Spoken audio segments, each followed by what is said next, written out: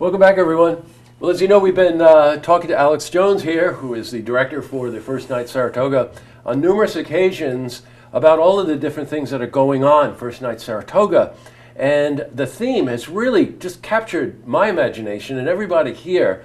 The theme this year is a night of magic. So I asked Alix, I said, you know, a night of magic, outside of it just being a theme for the evening, what's behind it? Like, what are you doing there? And lo and behold, she started to explain to me that it has a lot to do with the different people that are going to be involved with First Night. And explain to me a night of magic. What does that mean? Sure. I mean, I should start by saying that it was drawn on what the audiences really loved from last year, which were our mind arts performers. So this year we brought a few of them back. One of them is Corbie here sitting beside me. But we also got to draw from artists around the country. We have a world-class mentalist coming in. Mentalist is someone who can sort of perceive your attitude, and then it looks like he's reading your mind, but he's not. He's really just able to intuit what is going on with you, what is coming next. And he is performing all over the country, and he's coming to the Hilton to perform across from a comic hypnotist,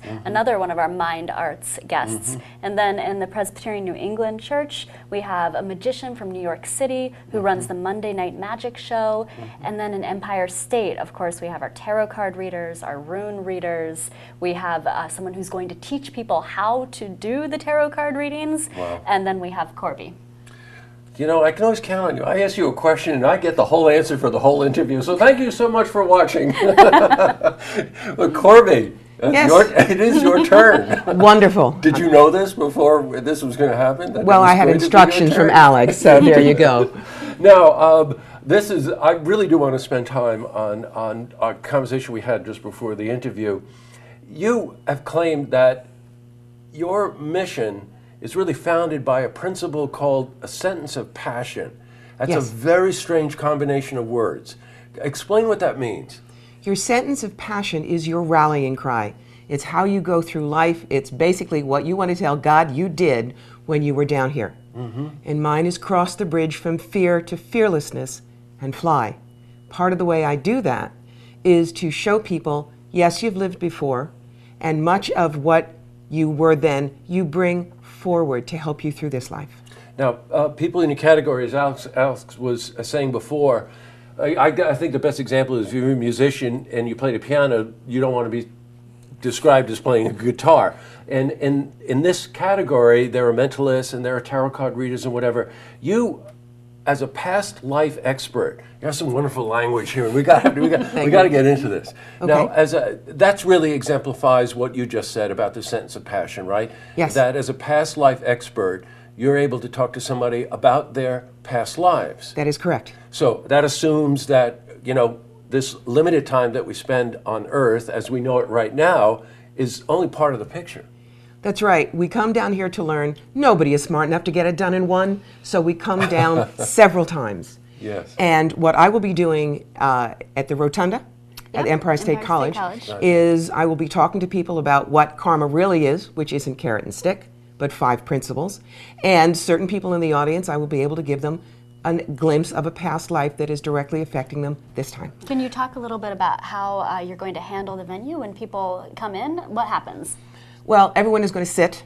They will be given a small sheet of paper. They need to write down a phobia, an obsession, a place they either love or hate that doesn't make any sense, or perhaps a person in their life, important out of all consideration.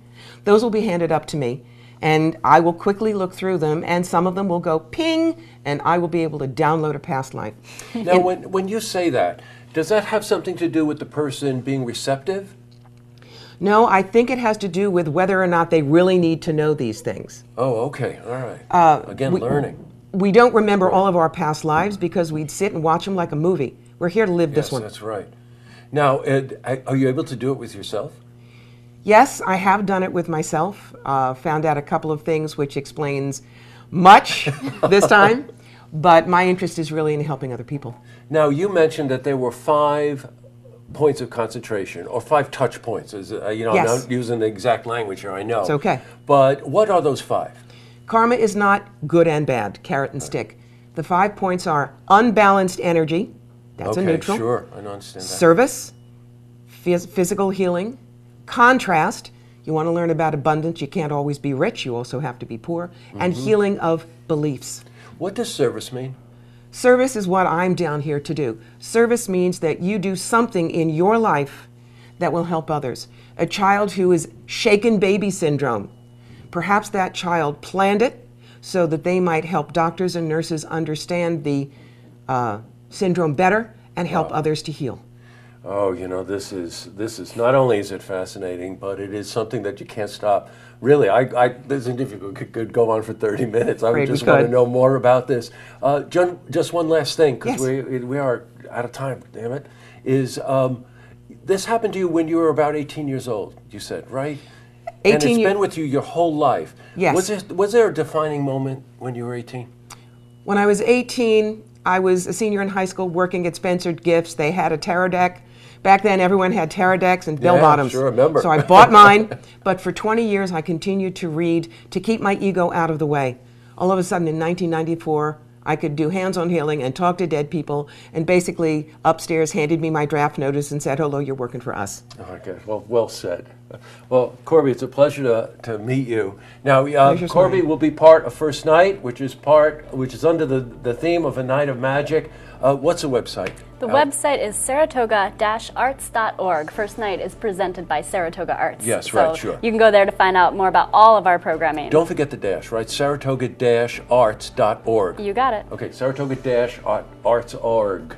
And it's a very, very popular night in Saratoga, has been for decades.